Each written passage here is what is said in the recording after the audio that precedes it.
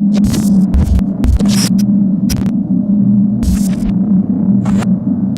to a new season of Coaches Weekly. I'm CJ Sellner here with head softball coach Sarah and Mally Fisher. Coach, it's time already. We got to think about it. 24 hours till we get on the plane and get to enjoy some weather. I'm sure your girls are pretty anxious to get out on the field finally. Yeah, you know, the fortunate part for us is we actually were on our field Monday and Tuesday of this week. It was beautiful weather, and so we pulled the tarp and took care of it, so they got a little bit of work outside on the turf and on our field. And then going back inside last night was hard, but they've worked really hard. This group has worked really hard, so I'm kind of excited to see what happens on Sunday. You finally got a group that has, I think, a good amount of senior and upperclassmen leadership that I think will do really good things, and I think that can probably help you guys along in this preseason process. It has.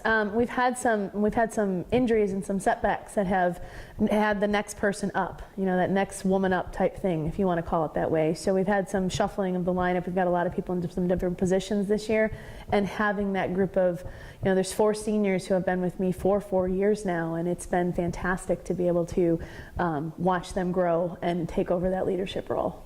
How is your feeling kind of going into the first week first week of the season, 10 games after the whole preseason? Where do you think your team's at?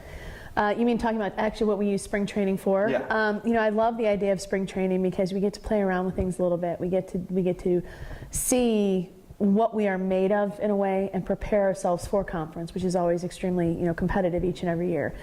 So I love the spring training trip because it allows us to have some flexibility to move people around a little bit and then try to find the lineup that works the best, whether it's offensively and then our best defensive lineup as well. So by the time conference rolls around, we're hoping that we have the best group that can consistently be there, and then anyone that's coming off the bench to help us out, what's their role going to be? How are we going to be able to use them too? When we start looking positions by positional groups, starting in the outfield, having Allison Kruk back to kind of patrol center field is a great start to have her in her senior year, along with bringing Liz Foxley back and a couple others that can kind of fill in that outfield that can help you guys continue to improve the season. Yeah, Allison has been the staple for us in the outfield. There may be a positional switch for her out there, and she's been okay with that, but as far as center field goes, it has been the strong suit for us the last few years. It's not only that, it's her work ethic, and I think that helps with everybody. You know, our younger kids who are there, it really shows that what you can do, you know, because she's a different player now than she was when she was a freshman, you know, so it's really nice for her to be able to show what that work does so that the younger ones can really see that it pays off in the long run. When you move into the infield, Kristen Landon moving over short this season, but it's all really kind of highlighted. Steph Deanna at second base, your senior at second. She's been that staple there for a long time. So you have that leadership there to help kind of keep everything moving along smoothly on the infield. Well, and I think that's the key with Steph. Her presence this year has been what has really helped the infield move, because we have a lot of new faces in a lot of different places, and so she has really she's stepped up. She's in a really good spot as far as what she wants to do and how she wants to get there, and she's enjoying the game, and that leadership, you can't put a price tag on that. So behind the plate, you bring back Taylor Kolosowicz, Sydney Getz.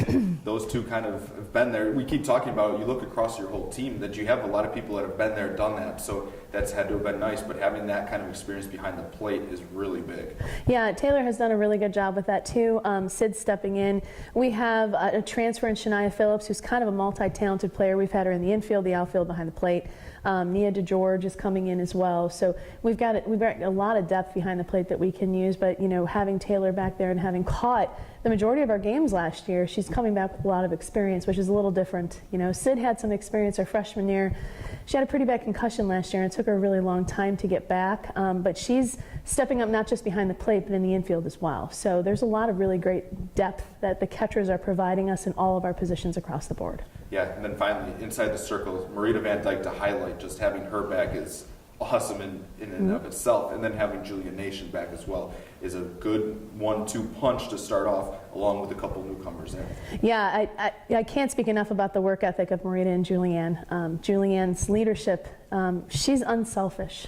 You know, she'll sacrifice whatever, she'll give us whatever we can ask her, and it always shows forth in the field, especially when she's on the mound. You know, she's kind of like, it just goes with the flow, and she'll do whatever you ask her to do. And then Marita's worked really hard. I think she's stepped up, not only that, but the leadership role as well. As a junior, there's a lot of maturity that goes with that, so I'm looking for good things for her. And then we have Kate Roberts and Carly Knight, who are freshmen. They're going to see time in the circle somewhere along the line, and they've worked very hard up to this point.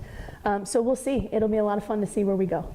It's been cool to see some of the people when you talk about maturity that have matured, and I think that's going to help a new group that we'll get to talking about. But I mean, you talk about Riley and a couple of these people that have kind of come along and they've kind of come out of their shells. I think that's going to just help improve this team and get the newcomers really into the system really quickly this season. Yeah, for sure. I can't say enough about Katie Sullivan as well. Katie had an injury way back in the fall that we weren't sure specifically if she was going to be able to play or not the rest of her senior year. So she's worked really hard, and she's providing a little bit of that too. So my 4 seniors are really the stable for that. And having other players that have had experience, like Riley's coming back, and she's gotten stronger with her arm. She's kind of transitioned to the outfield for us, and so she's got a really great arm. It's just getting her used to having those reps there. And there's also kids like Liz Foxley, who again played a big role for us in the outfield in smaller amounts as the season went on last year. But as you said earlier, that depth with her and Allison really helps out. Well, we look forward to seeing you guys out on the field. Cougars take to the field in just a little while. Not too long till we get on a plane. You can find all the live feeds for live stats and live audio at cucougars.com.